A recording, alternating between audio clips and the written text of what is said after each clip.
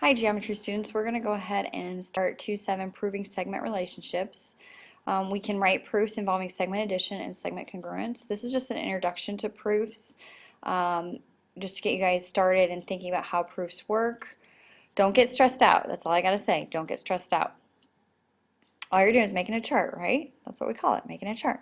So now what you're going to do is write these down in your packets, the segment addition postulate and the properties of segment congruence. Find that in your packet and write these down.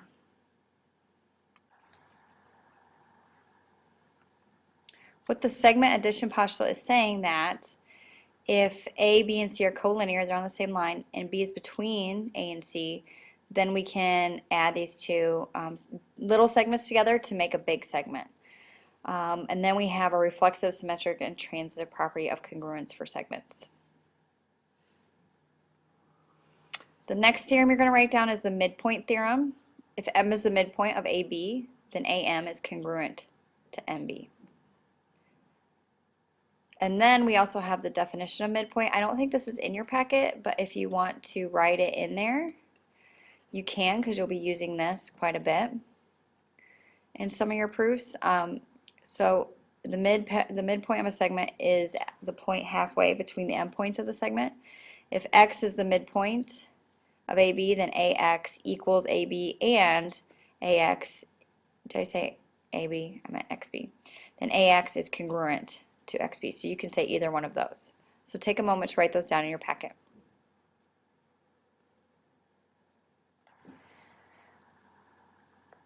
Okay, now we're going to move to your notebook and we're going to write out a proof using segments. So I have some of it filled out and some of it not filled out. I want you to go ahead and copy this down, picture, proof, and everything in your notebook. See if you can fill in the blanks, and then we'll see if you're correct.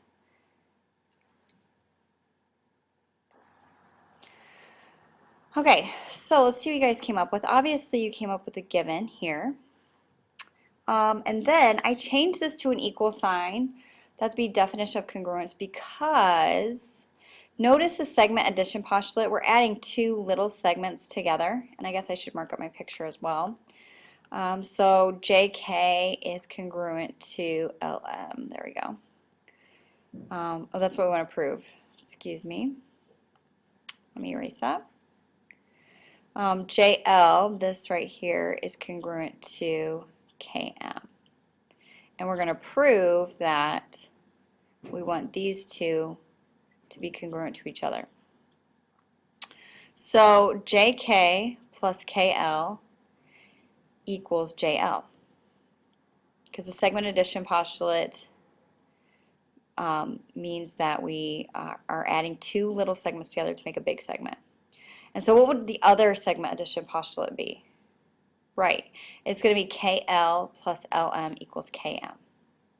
Now I'm going to say that both of these equal each other, and the reasoning for that is substitution. I'm going to go ahead and substitute that in.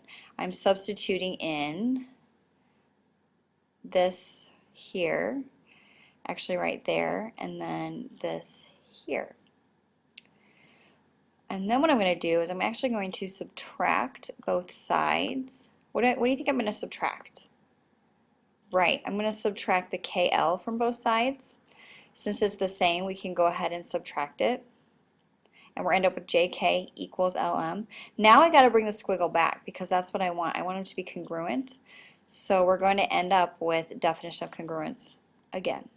So don't worry, everything's going to be okay. This is just what a proof looks like. We're just getting started with proofs.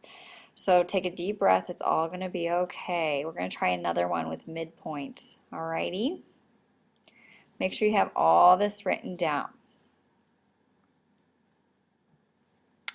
Alright, take a moment to pause the video, draw the picture, and write a proof, or excuse me, write the given and write the proof part.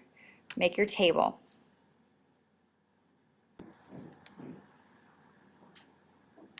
Okay, so I wrote down the given. So X is the midpoint of SY. So we know that because of that, these are going to be congruent to each other. And then Z is the midpoint of YF. These are congruent to each other. and xy is equal to yz. So I'm going to use my highlighter here. We know that these two are congruent to each other. And we're trying to prove that ZF, this guy right here, ZF is congruent to SX. So it looks like we're going to be using some definition of midpoint. So from our notes, for step 2, we can say that based on what I drew in my picture, SX is congruent to XY, and we can say that YZ is congruent to ZF. I'm going to put little segment marks on there. And that is definition of midpoint.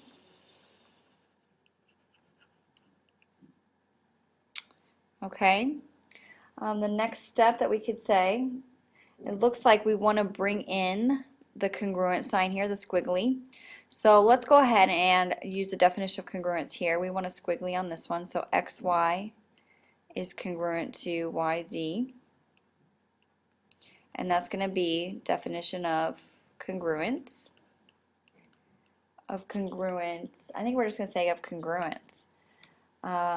You can say congruent segments if you want. But then, where do we go from here? We want to say SX is equal to YZ. We want to say SX is equal to YZ right here. And that would be, how can we say that? What property is that? If we say SX is congruent to YZ. Oops, my thing's not working here. Right, that would be transitive property. My thing would work here. Come on, you can do it. Oh, goodness gracious. There we go. Okay, sorry about that. Now what we can do is say transitive property again. What's the other piece that we need to say? Switch back to blue here. We said XX is equal to YZ. Right, we need to say SX is equal to, or excuse me, is congruent to ZF. I'll show you the picture there.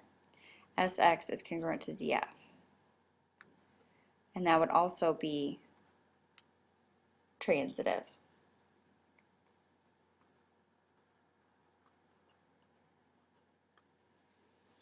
Now, do we have enough to say that ZF is congruent to SX?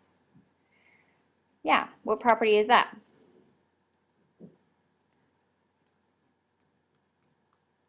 Right, it is the symmetric property.